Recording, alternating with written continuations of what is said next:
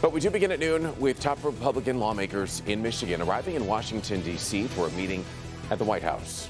It's an extraordinary move as the Trump campaign tries to stop Michigan from certifying the election results.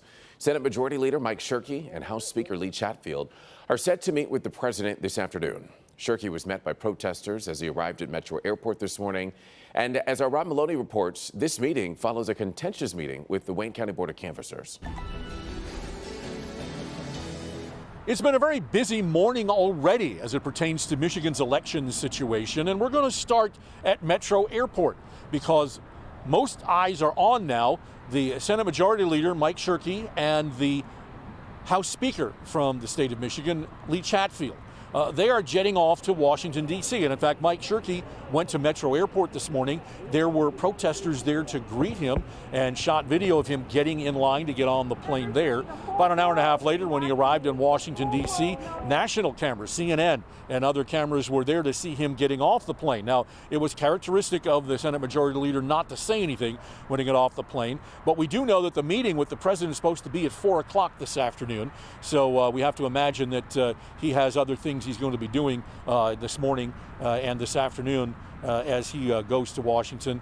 He'll be getting together with Lee Chatfield, the Speaker of the House here in the state of Michigan, but no video of him so far. But again, their meeting's at 4 p.m. Now, in the meantime, this meeting with the president is causing a lot of consternation, and the Michigan Democratic Party held a press conference this morning to talk about that.